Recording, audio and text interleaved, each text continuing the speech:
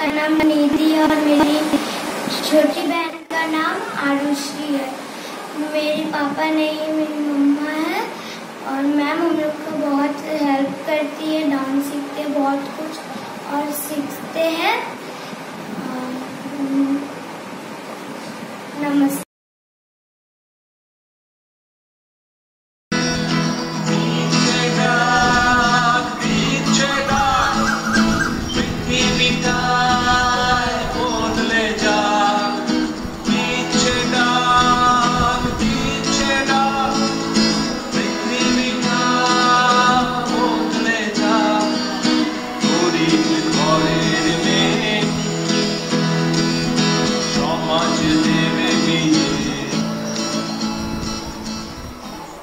नमस्कार, मैं human right activist doctor Arun Kumar Raj. मानव अधिकारों का सिकुड़ता दायरा और समाज। वर्तमान समय में देश में जिस तरह का माहौल है, उसे देखते हुए मानवाधिकार की चर्चा बहुत जरूरी हो जाती है। वर्तमान में भारत एक ऐसे दौर से गुजर रहा है जब यहाँ जन और तंत्र दोनों के द्वारा ही मानव अधिकारों की उपेक्षा और अवहेलना बढ़ी है।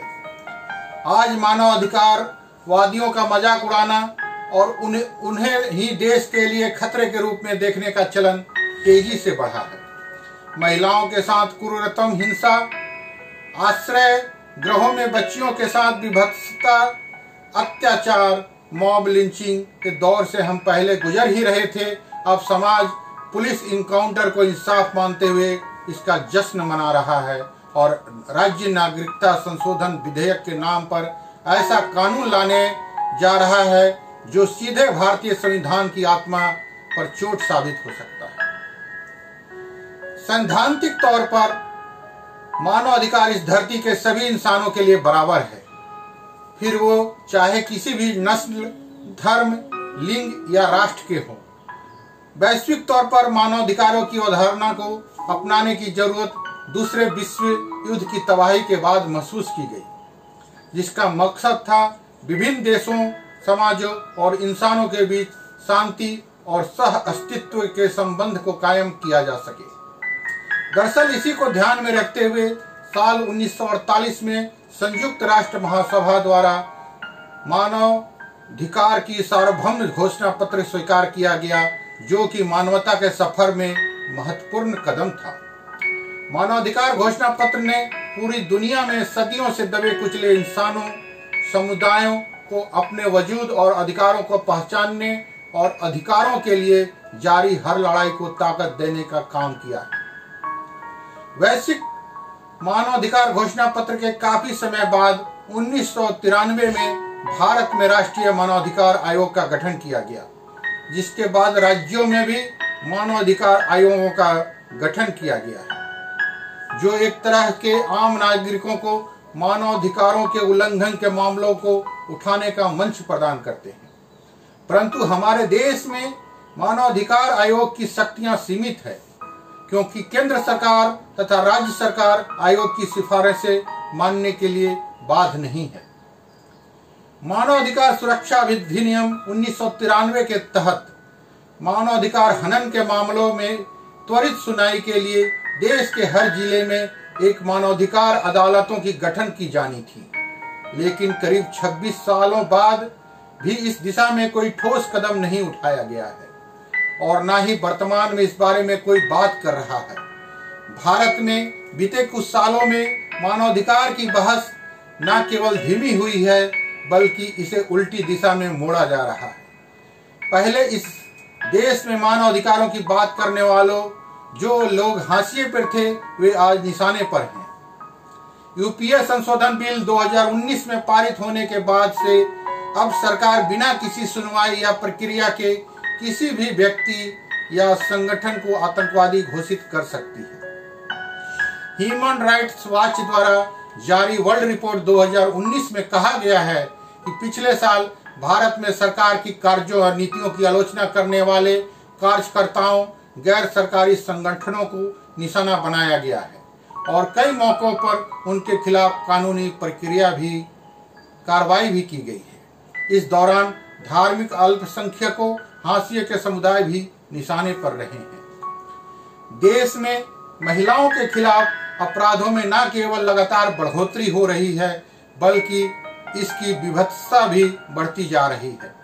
एनसीआरबी द्वारा हाल ही में जारी हुए आंकड़ों के अनुसार 2017 के मुकाबले 2018 में महिलाओं के खिलाफ अपराधों में 6% की बढ़ोतरी हुई है। निर्भया कांड के बाद आज हम उन्नाव और हैदराबाद की विभत्सता से गुजर रहे हैं, लेकिन हमारे नेता आपराधिक न्याय प्रणाली की चुस्त फुर्तीला बनाने की वकालत करने के बजाय आरोपियों की लिंचिंग की खुली वकालत करते हैं। समाज भी महिलाओं, लड़कियों के प्रति अपने नजरियों में बदलाव के बजाय इसका हल फांसी या इनकाउंटर में ढूंढ रहा है। वैश्विक मानवाधिकार घोषणा पत्र ने पूरी दुनिया में जुल्म और गैर बराबरी के खिलाफ हर संघर्ष को बल देने का काम किया है। अभी तक दुनिया भर के अनगिनत आंदोलनों, संघर्षों, मुक्ति संग्रामों ने इस घोषणा पत्र ने प्रेरणा लिया है, जिसकी वजह से उन्हें अपना मुकाम भी मिला है। यह आज भी दुनिया के मानवाधिकारवादियों के लिए संदर्भ बिंदु की तरह है, लेकिन बदलती दुनिया में इसकी अवहेलना बढ़ती जा रही है। आज दुनिया भर में कई मुल्कों की सरकारें खुद को लोकतांत्रिक तो कहती है, परंतु वे सवाल करने और आलोचना सहने को तैयार नहीं है। दुर्भाग्य से भारत भी ऐसे ही देशों की सूची में शामिल हो गया है, जहां मानवाधिकारों का दायरा तेजी से सिकुड़ता जा रहा है। लोकतांत्रिक संस्थाएं तेजी से कमजोर हो रही है और उसकी जगह कुछ मजबूत व्यक्ति लेते जा रहे हैं। पर लोकतांत्रिक देश के भेष में हम आदिम बनते जा रहे हैं, जिसके लिए लोक और तंत्र दोनों जिम्मेदार हैं। धन्यवाद। आपका अपना डॉक्टर अरुण कुमार।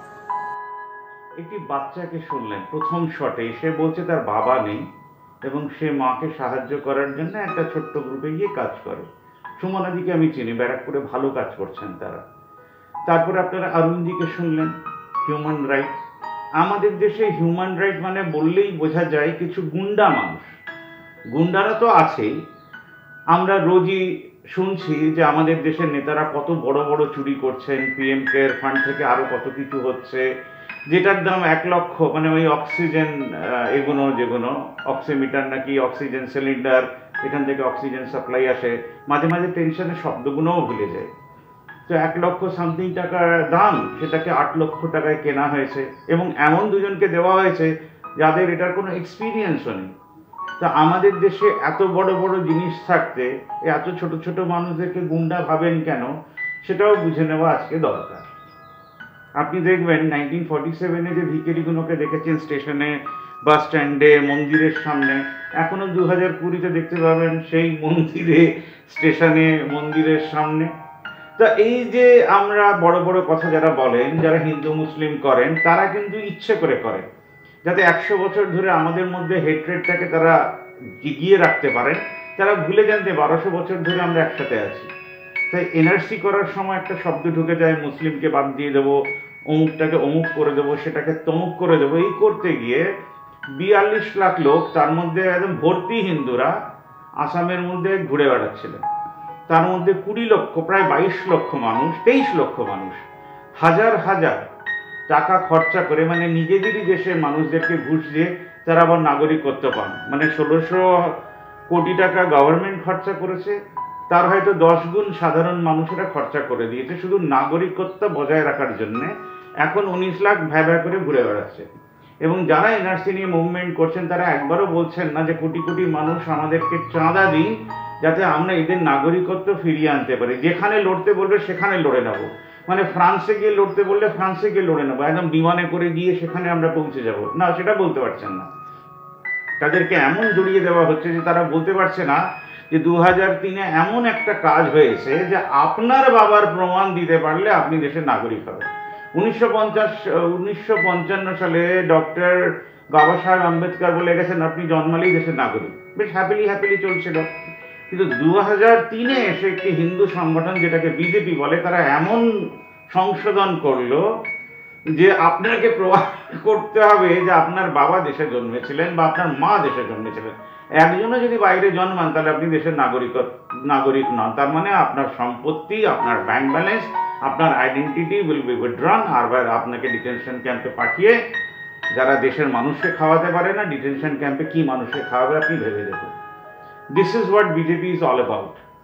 যে তারা যখন দেশের নাগরিককেই বলছে নাগরিক নন, মানে আপনার আইডি কার্ড নাগরিক নন, মানে টিএন সেশন যেটার জন্য লড়ে আমাদেরকে একটা আইডি কার্ড দিয়ে দেশের নাগরিক প্রমাণ করেছেন, যেই হিসেবে আপনি ভোট দিয়ে এসছেন, তাহলে সেই যে জাজমেন্টটা দিচ্ছে, আমি গগৈয়ের কথা বলছি, যে না দেশে নাগরিকত্ব অমুক হোক, যেটা কংগ্রেসের সঙ্গে আসাম স্টুডেন্ট ইউনিয়নদের অ্যাকর্ড হলো, শুধু আসামের জন্য হয়েছিল।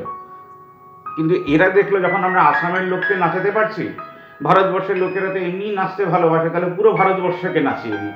2016-তে ডিমনিটাইজেশন থেকে নাচানো শুরু হলো, সেই নাচানো এখনো চলছে। ডক্টররা বলছেন প্যান্ডামিকটা প্যান্ডামিক নয়, ভয়ের কোনো কারণ নেই, 0.4%, 5% ডেথ।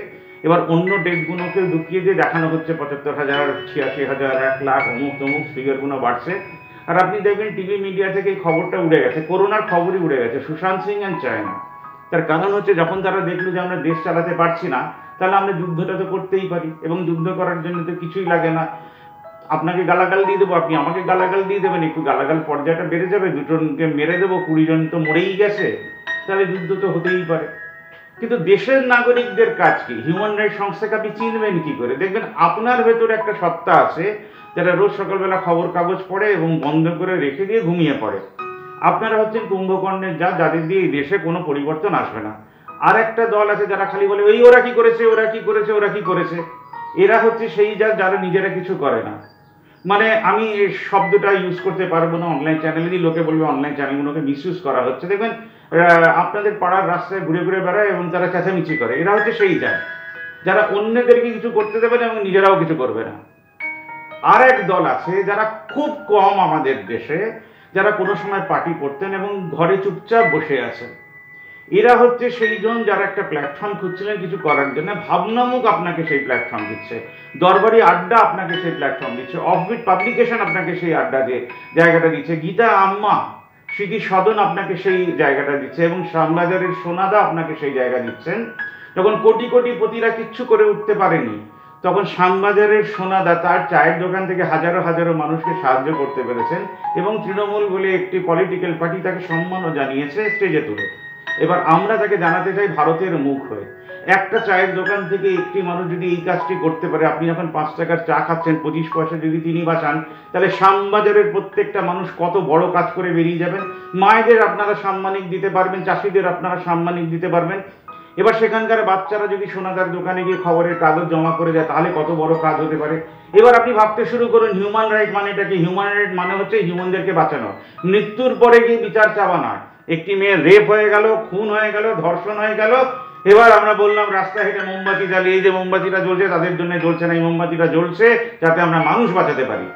মানুষের মৃত্যুর পর তার বিচার হয় না, আমরা যেটা করি সেটা প্রহসন করি নিজেদের সঙ্গে। কোনো জাজ আজ অব্দি রাস্তায় নেমে বলেনি যে আমি একটি মেয়েকেও মরতে দেবো না, কোনো লয়ার রাস্তায় দাঁড়িয়ে বলেনি যে আমরা একটি মেয়েকে মরতে দেবো না। আজকে যখন প্যান্ডামিক হয়েছে তখন পাটনায় কিছু লয়ার কাটছেন, আমাদের ইনকাম বন্ধ হয়ে গেছে। স্বাভাবিক তো, আপনারা তো মানুষের কাছে জানিনি, আপনারা তো হিউম্যান রাইট সম্বন্ধে জানিনি না, আপনারা তো সবাইকে গুন্ডা বানিয়ে রেখে দিয়েছেন। প্রত্যেকটা মানুষ যারা এই দেশে বসবাস করেন তারা যদি হিউম্যান রাইটের মেম্বার না হন, তাহলে বুঝবেন আপনি পলিটিক্যাল স্কেপগোট হয়েই গেছেন, আপনার হাতে কিচ্ছু নেই মরা ছাড়া। একটা বয়সে মারা যাবেন, আপনি এটাও জানেন না যে মৃত্যুর সময় কত ছেড়ে যাবেন।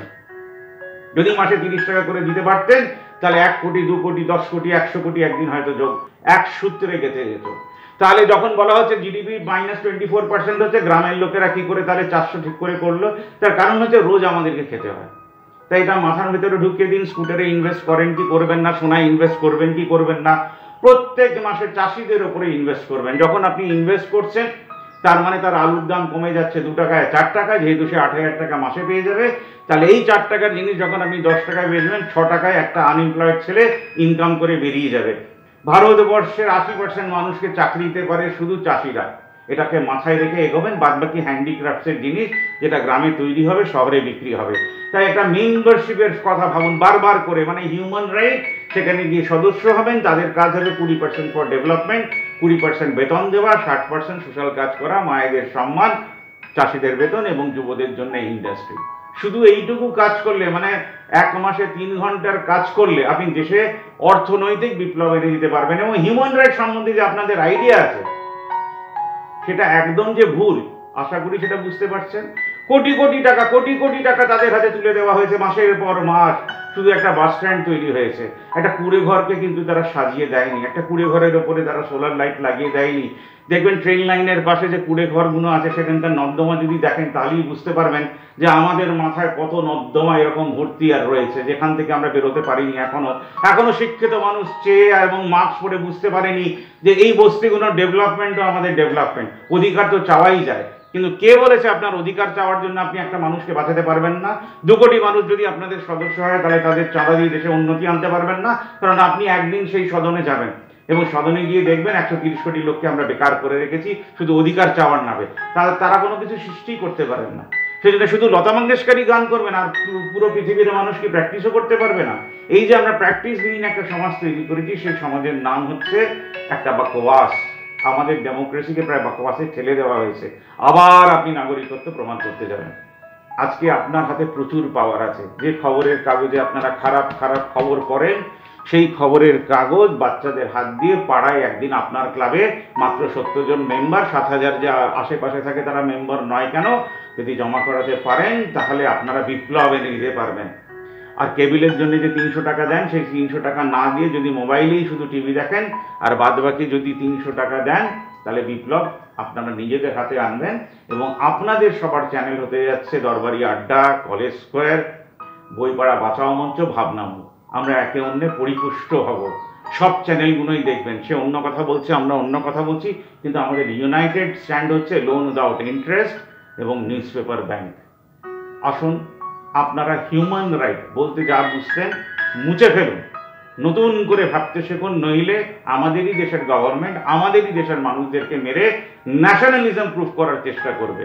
বারবার করে ভাবুন যে 1200 বছর ধরে এতগুলো রিলিজিয়ন একসাথে ছিল, তাহলে এখন কোথায় খারাপ হলো? যখন আপনি প্রশ্নটা নিজেকে করতে পারবেন, বুঝতে পারবেন তারা ভুল বোঝাচ্ছে। আর আপনার বাবা মার প্রুফ দিলে আপনি নাগরিকত্ব পাবেন অ্যাজ পার 2003 যে অ্যামেন্ডমেন্ট তারা করেছিল। তাই আমাদেরকে একটা তহবিল তৈরি করতে হবে, যে তহবিলে আমরা সব কোর্টে, দুনিয়ার সব কোর্টে গিয়ে ফাইট করতে পারবো। এবং অবশ্যই এরকম একটা পার্টি যারা দেশটাকেই বোঝে না, যারা চাকরি খেয়ে নেয়, যারা যে কোনো মুহূর্তে আপনার চাকরি খেয়ে নিতে পারে, গভর্নমেন্ট সার্ভেন্টদেরকে বেকার করে তুলতে পারে, 50 বছরের ঊর্ধ্বের মানুষেরা 60 অব্দি কাজ করতে তাদেরকে বার করে দিতে পারে, তারা দেশ চালাতে জানে না, সবচেয়ে তাদেরকে বার করাটাও আমাদের কাজ হবে। ধন্যবাদ।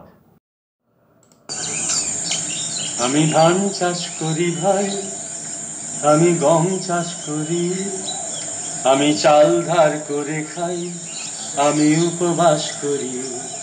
আমি ধান চাষ করি ভাই, আমি গম চাষ করি, আমি চাল ধার করে খাই, আমি উপবাস করি। আমি তাঁত শিল্পী টানা পরে নে নকশা ঢালি, আমি প্রায় বস্ত্রহীনা পরনে ঢাকাই তালি। আমি রাজমিস্ত্রি নিজের জোটে না বাঁশের খুঁটো, কত ঘর বানাই ইটের বাড়ির ঘরই ফুটো। দাবিদার রোজ খাবি খায়, ছড়িদার ঘোড়ায় ছড়ি, আমি চাল ধার করে খাই, আমি উপবাস করি। আমি ধান চাষ করি ভাই, কপালে ঘাম জমেছে, পায়ে সেই ঘাম ঝরেছে, শরীরে রোগ জমেছে, অকালে প্রাণ ঝরেছে। কপালে ঘাম জমেছে, পায়ে সেই ঘাম ঝরেছে, শরীরে রোগ জমেছে, অকালে প্রাণ ঝরেছে। সমানে জুগিয়ে গেছি যত ভাত কাপড় লাগে, সমানে জুগিয়ে গেছি যত খরচালে লাগে। তবে না ইঞ্জিনিয়ার, ডাক্তার, মাস্টার মশাই, অফিসার, উকিল হলেন, আমায় কি দিলেন মশাই? কি দিলেন কি না দিলেন কত আর হিসেব করি, দিয়েছি দিয়েই যাব, আজীবন খেটেই মরি। আমি ধান চাষ করি ভাই, আমি গম চাষ করি, আমি চাল ধার করে খাই, আমি উপবাস করি। আমি ধান চাষ করি ভাই। আপনারা এতক্ষণ শুনলেন নবকুমার ধনেখালি থেকে এই গানটি ফেসবুকে প্রায় 17 লাখ ক্রস করেছে। দরবারির আড্ডার থিম সং হিসেবে আমরা এটাকেই বেছে নিলাম। গাইবেন আমাদের সঙ্গে বারবার এই গানটিকে গাইবেন আর ভাববেন দেশের মানুষ গরিব কেন, আর আমাদের কি কিচ্ছু করার ছিল না। বারবার করে খুলে দেখবেন ভাবনা মুখ, বারবার করে খুলে দেখবেন দরবারি আড্ডা, বারবার খুলে আড্ডায় জমিয়ে দেবেন দেশকে। এবং প্রত্যেক মাসে একটা দিন 3 ঘন্টা দেশের জন্য দিন। বাচ্চাদের বলুন খবরের কাগজ খাতা বই জমা দেবে, আর বড়রা দেবে ডোনেশন। তাই আপনার পাড়ার 5 থেকে 7 হাজার লোক দেশে বিপ্লব এনে দিতে পারে, অর্থনৈতিক বিপ্লব, যেখান থেকে মায়েদের পেনশন হয়ে যাবে, চাষিদের পারিশ্রমিক হয়ে যাবে, আর যুবরা তারাই নিজেদের হাতে দিতে পারবে নিজেদেরকে চাকরি। যে দেশে গভর্নমেন্ট পারে না সেই দেশ কিন্তু ডুবেও যেতে পারে না। আমরা কোটি কোটি লোক আসুন পাড়াভিত্তিক আন্দোলন করে দেশকে দাঁড় করাই। তারা তো দিচ্ছে ডাক দেশটা ডুবে যাক, কিন্তু আমরা দিচ্ছি ডাক মানুষ ঘুরে দাঁড়াক। ধন্যবাদ।